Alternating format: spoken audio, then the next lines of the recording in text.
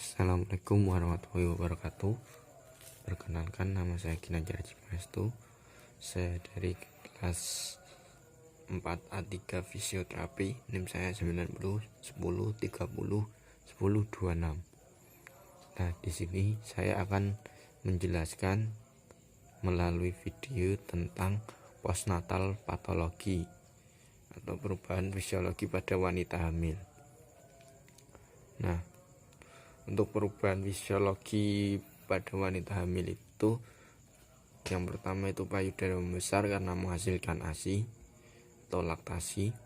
Yang kedua, uterus masih dalam kondisi membesar dan harus mampu yang mengecil kembali atau involusi. Yang ketiga adalah jalan lahir. Nah, untuk yang pertama, laktasi atau payudara, pemeriksaannya adalah pengeluaran ASI, terus ASI sudah keluar atau belum. Nah, nanti ada lecet atau tidak di bagian payudara, terus puting masuk ke dalam, habis itu sumbatan atau kotoran di puting. Selanjutnya proses menghisap bagus atau tidak. Nah, jika ASI tidak keluar, dapat terjadi bendungan ASI atau dapat menyebabkan infeksi. Nah, jika tidak segera ditangani, bisa bernanah atau bau. Laktasi normal yaitu ASI keluar, terus bayi bisa menghisap, ibu dapat menyusui, dan habis itu posisi menyusui itu benar. Untuk matitis atau mamae mengalami luka, yaitu yang pertama bendungan ASI atau yang kedua infeksi. Nah, untuk tanda-tanda infeksi itu ada kolor, rubor, tumor, dolor. Yang kolor itu hangat, untuk rubor itu perubahan warna, kemerah-merahan atau kebiru-biruan, tumor itu bengkak, dolor itu nyeri. Nah, untuk involusi, yang kedua itu involusi, yaitu perut atau bak uterus. Nah, uterus yang membesar harus mampu kembali ke bentuk normal atau mengecil. Jika tidak mampu mengecil kembali atau tidak normal, maka bisa mengakibatkan infeksi, pendarahan, atau subinvolusio. Nah, untuk prosesnya itu, proses involusi itu harus berjalan normal, bayi baru lahir sampai selesai nifas. Uterus mulai dari setinggi pusar atau sampai tidak teraba. Dalam arti lain, ukuran kembali seperti ukuran buah pir. Nah, untuk tinggi fundus uteri, yang pertama itu bayi lahir itu setinggi pusat, terus 1 minggu itu pertengahan pusat atau simfisis. Kedua 2 minggu itu tidak teraba di atas simfisis. 6 minggu normal, 8 minggu normal seperti sebelum hamil. Nah, untuk contoh cara penyembuhan itu, yang pertama jari di bawah pusar atau di atas simfisis, terus diletakkan atau diraba, terasa seperti ada balon. Nah, yang ketiga itu ada jalan lahir. Jalan lahir itu akan terjadi trauma berupa robekan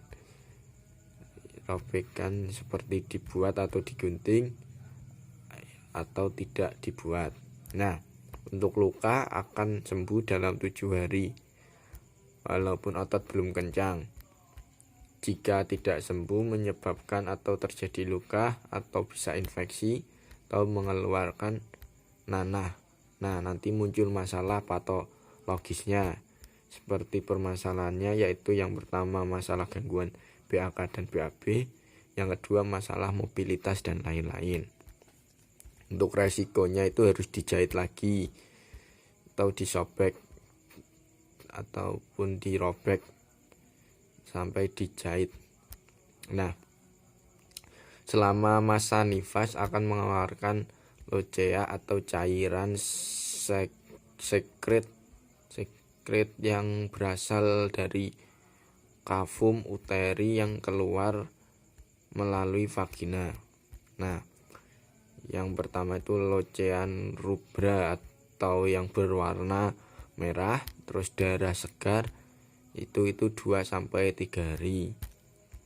Nah, untuk kedua itu locea violenta, warnanya merah kuning, terus darah dan lendir. Habis itu 3-7 hari. Nah, untuk locea serosa itu berwarna merah muda kemudian menjadi kuning. Nah, tidak berdarah, dia 7-14 hari. Untuk locea alba itu cairan putih berbentuk krim, terus hari ke-10 dia hilang sekitar 2-4 minggu. Untuk intervensi fisioterapi, yang pertama itu pada bak payudara atau laktasi. Proses fisiologisnya itu pijat oksitosin atau memperlancar ASI. Itu cara pemijatannya itu di bawah leher sampai punggung belakang sepanjang tulang belakang.